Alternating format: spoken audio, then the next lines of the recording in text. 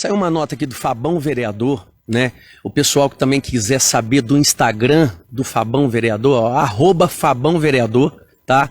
Ele colocou uma nota assim, ó: manifestações populares são importantes, mas não me parece justo que moradores do Jaraguá e Daniel Fonseca percam seu direito de descansar por causa dessa micareta sem fim em frente ao quartel.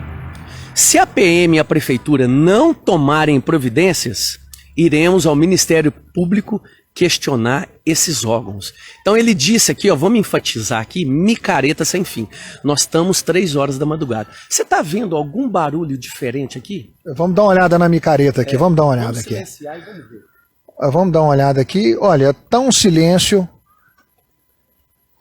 muito grande. Uberlândia, nada mais do que Pedro Cheruli para falar sobre essas retratações de Fabão, pois é necessário que ele comente para toda a cidade. Respeito aos vizinhos é tudo.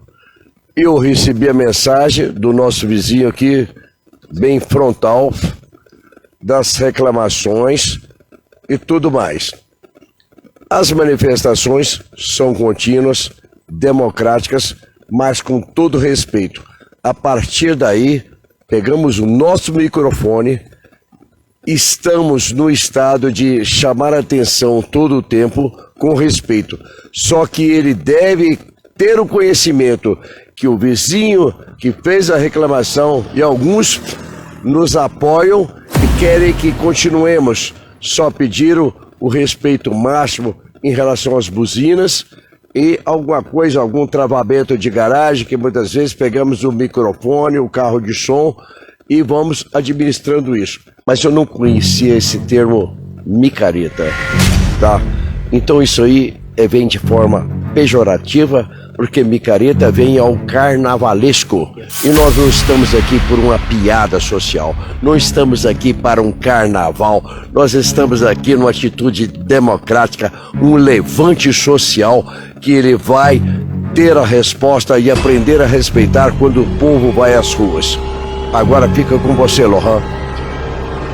Não só nas ruas, mas nas urnas também, né? Lembrando aí que 2024 terá eleições, então acho que é importante também a população berlandense saber quem ela colocou e quem ela quer que permaneça. Então acho que pro Fabão Vereador, eu só peço uma retratação dele em respeito às pessoas que nele votou, que são as mesmas pessoas que estão aqui nessa tal micareta.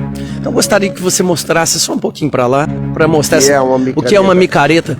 Nós estamos aqui há 3h30 da manhã, né? Então 9 dias e uma micareta em silêncio. Eu não desconheço essa micareta, né? Talvez o Fabão deva ter uma outra micareta, né? Então quero convidar ele para estar presente nessa micareta. Lembrando também que a vereadora Thaís Gondim, né? Ela também fez esse outro processo, né? Mas deixa o João Ricardo falar aqui. Então é isso aí, vereador Fabão. É importante nós sermos bons políticos, pessoas que reconheçam a dualidade das atividades, do direito da democracia. Mas parece que você tem a carta marcada, o pensamento, o público coerente. E nós estamos muito despertos a atitudes políticas desta forma. Agora, o que mais nos estranha, cidade de Uberlândia, são as micaretas das malandragens e simplesmente que agradam uns poucos. Mas na cidade de Uberlândia nós temos uma outra vereadora que fez um comentário que parece que menospreza as atividades dos Pedro Cherulis, de todos os brasileiros que trabalham há tantos anos tentando dar reconhecimento pela falta da própria esquerda não ter politizado as nossas crianças. E que da cidade de Uberlândia, essa vereadora fez algo que choca os nossos corações, os nossos entendimentos, os nossos crescimentos e os avanços econômicos. Eles tentam trazer as igualdades mais para os seus próprios bolsos. Eu gostaria que você nos dissesse aqui o nome da vereadora e colocasse o vídeo para o Pedro Cheruli ouvir, porque isso ele precisa ouvir e sentir no coração, porque é um dos maiores ativistas da cidade de Uberlândia, que enquanto muitos dormem, ele tem trabalhado e não tem medido esforços físicos e econômicos. Alô, Uberlândia! Vamos ouvir. Hoje eu quero falar das reclamações que nós temos recebido dos moradores da região do Jaraguá, do Planalto, por conta da algazarra, né, da balbúrdia, como é que vocês queiram chamar, do pessoal que está ali pedindo uma intervenção federal numa eleição democrática.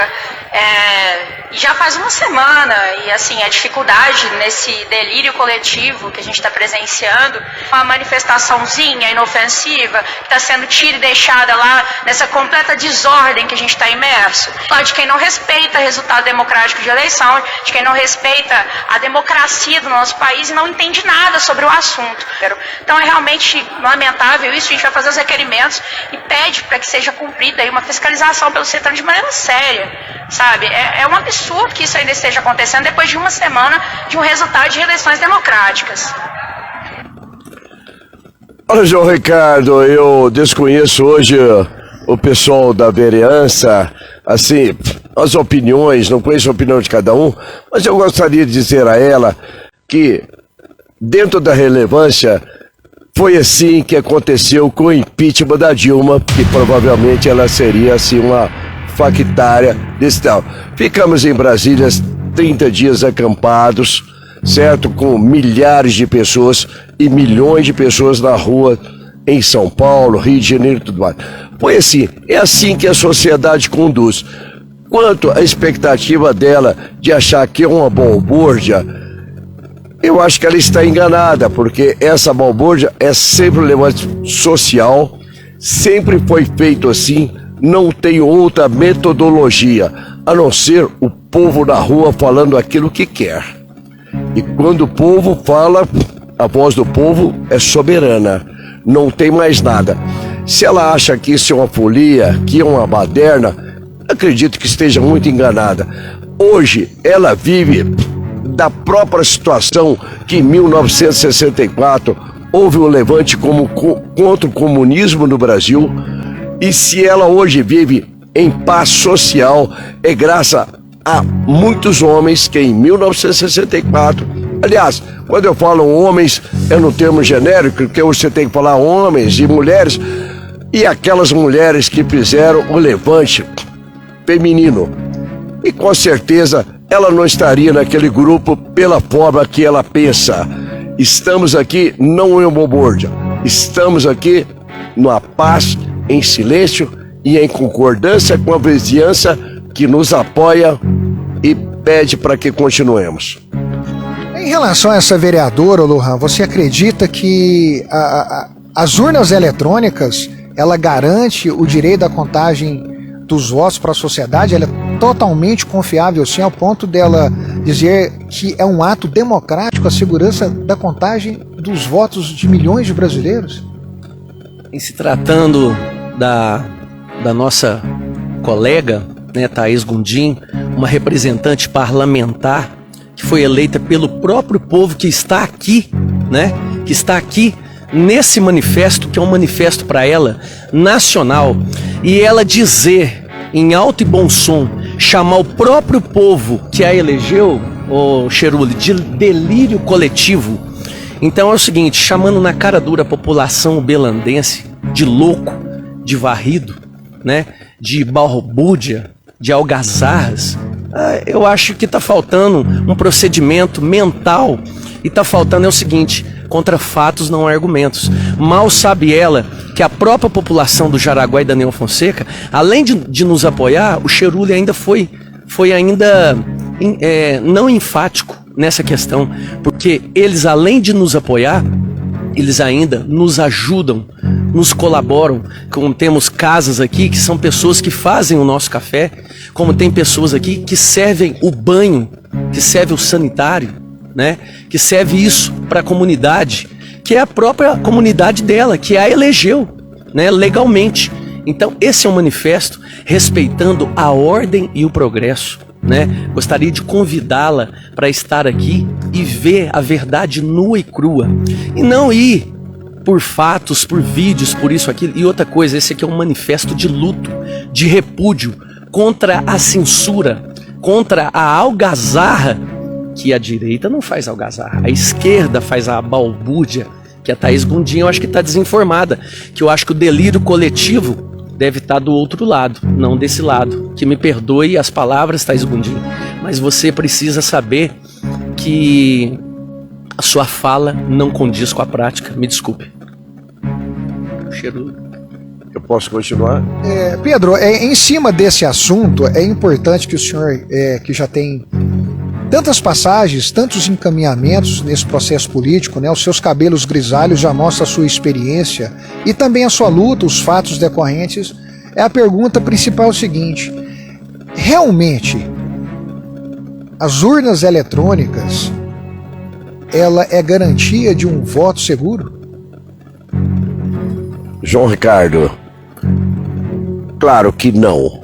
Nós temos um preceito constitucional no qual nós precisamos da materialidade do voto. O voto digital só pode ser conferido digitalmente. Ele